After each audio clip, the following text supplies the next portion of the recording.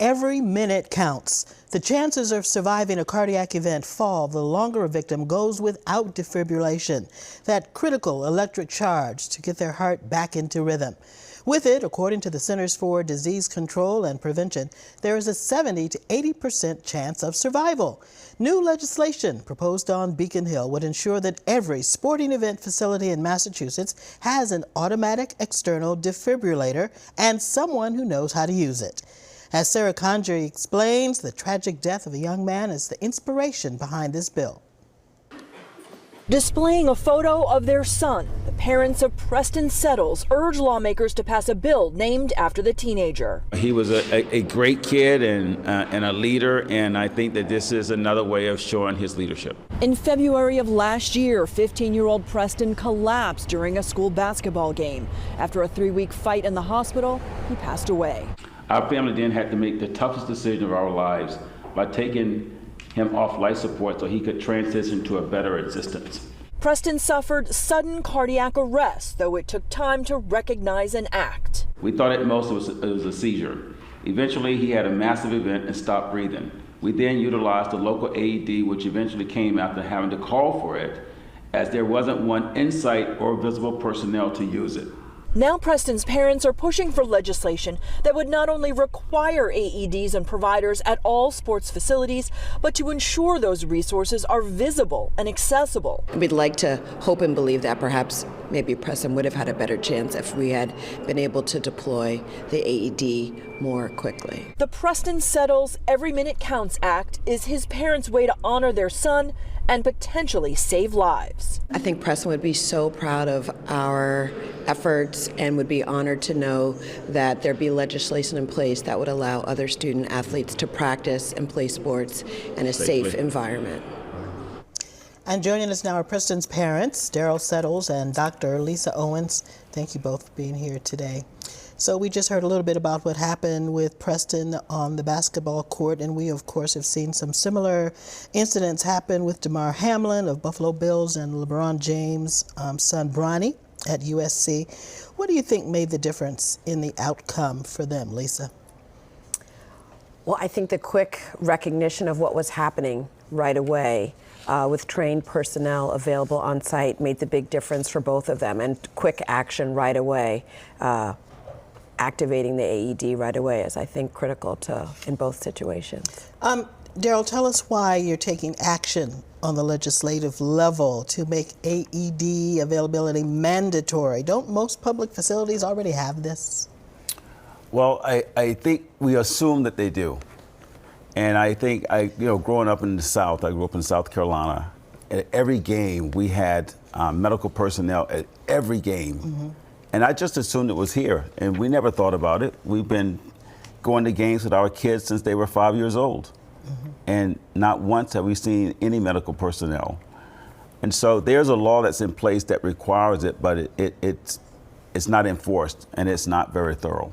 And you're not just asking for high school athletes. This is for all sporting events. This is for all organized sports in the Commonwealth. Okay. Mm-hmm.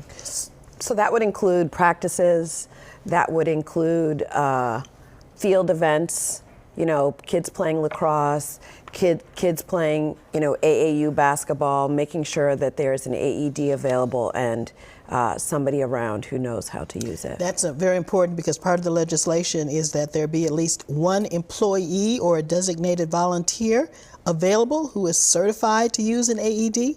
Recognizable. And recognizable. Do you need a special qualification in a situation like this to administer from an AED? AEDs are actually really easy to use, and you don't need a special certification. But in general, to respond to a situation, it is optimal if somebody is CPR certified and knows how to administer CPR. Mm-hmm. But an AED is easy to use. You read the directions, put the pads on. But it would be ideal to have in a high school situation, or especially in a high school situation or an organized sports situation, if there were a trainer available, like in there's legislation, separate legislation pending to require all schools to have a trainer. Mm-hmm. And a trainer would be somebody who would know how to administer CPR and recognize more quickly the need to use an AED. Mm-hmm. Gerald, what feedback have you received on the proposed bill, and what's the status? We have to mention that this was presented by Representative Russell Holmes. And what's the state rep? What's the next action that needs to be taken? Well, it goes for a vote. It's probably going to happen in early January. So there's a couple of meetings that happens through the month of December, and then they're hoping that it will be passed in January. Okay, that's great. Well, before we started the segment, Lisa and Daryl, you were talking about some other issues around awareness that you want to share with the audience. Well, I think, I would say that I never even knew about the disease. And so it was a shock to me.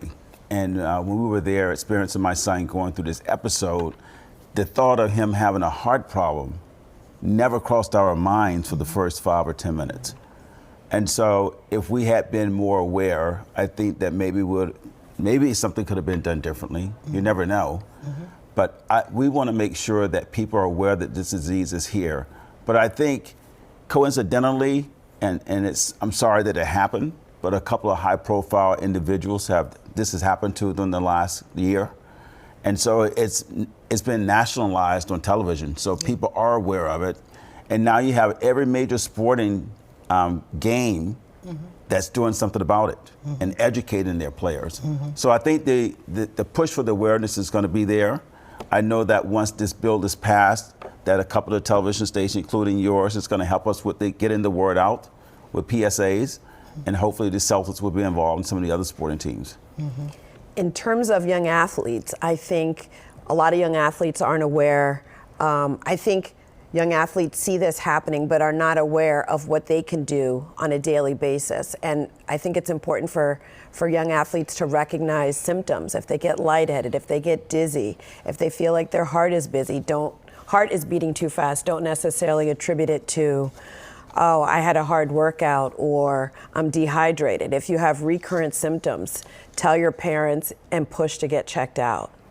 Because so many don't at that young age. Most don't. Most don't. Most would think I had a hard workout, or maybe they, took a supplement that made their heart go a little bit faster. But I think sort of having a lower threshold for getting checked out and making sure things are okay, and really pushing to get checked out. Now, the Preston Settles Every Minute Counts Act is part of your son's legacy. Yes. And you said he would be very proud of this bill and that it would help others. Yes. What do you want people to know about Preston? Preston enjoyed every day. We've talked about, he had no bad days. That's sort of our hashtag for him.